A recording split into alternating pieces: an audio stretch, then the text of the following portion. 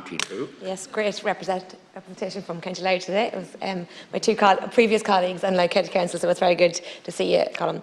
My question, very briefly, is, and Senator Blaney hit on it a little while ago, is how we directly fix the democratic deficit that we have in Northern Ireland at the minute.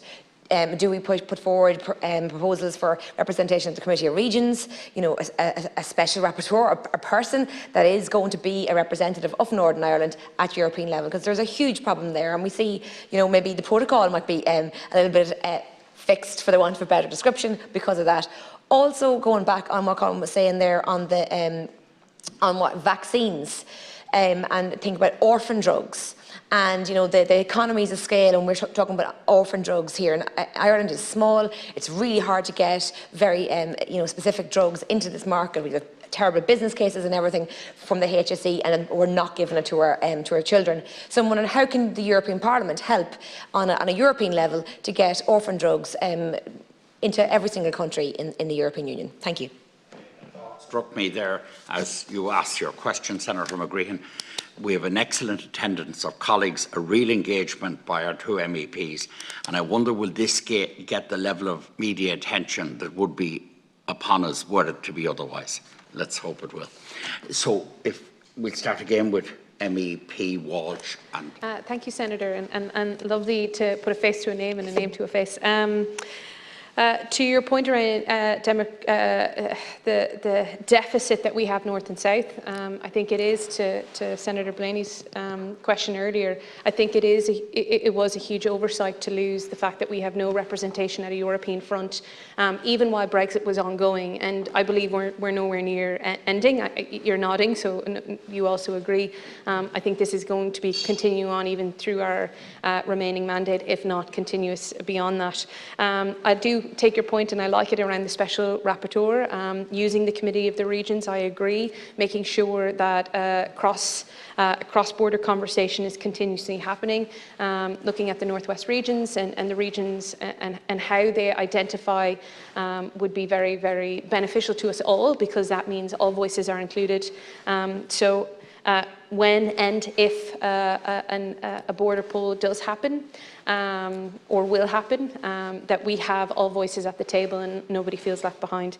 To your point on orphan drugs, I actually think, and not to make it simplistic, but I think we have now a blueprint because of the way we purchased as a bloc. To the point of Senator Chambers earlier on around the vaccines. Sure, there was bumps in the road, like all things. First, we learned as we went, but I think that's a brilliant way to ensure that the EU solidarity continues on into other forms. And to that point, I just want to flag, we are also having a rise in HIV and AIDS, not just in Ireland, but across the European Union and further afield. And I think when we talk about the vaccines or orphan drugs in any shape or form, we also have to look at what's emerging also, and making sure that we're playing our part as an EU solidarity. So thanks very much for the questions, Erin. MEP Walsh, and now MEP Margaret. Thank you, Senator McGreehan. As you say, it's good to have the County Louth connections. Just in relation to the Northern Ireland situation, I think it's very important that we look at, like, the current scenario allows for engagement between the states at European level, but equally Ireland and the UK. And as you rightly point out, Northern Ireland is perhaps not got a fair and full voice in that situation. There are structures there in terms of the Joint Committee and other structures within both the protocol and the Good Friday Agreement, and I think there are structures there that can ultimately give Northern Ireland a greater voice. I don't think they're being invested in enough. I don't think they've got the recognition that they deserve, and maybe people on the ground there are not engaging to a degree proactively.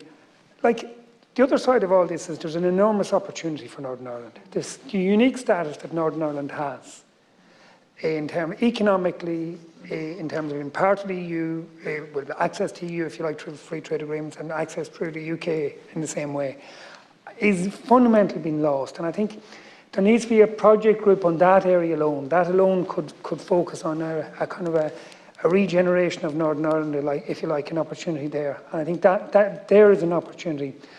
And I think you can talk about ambassadors or that, but I think if you identified it over, I think it's 2/3 of all businesses have identified this opportunity. Yet politics is lagging behind that opportunity. And I think politics is the one that's out of sync here.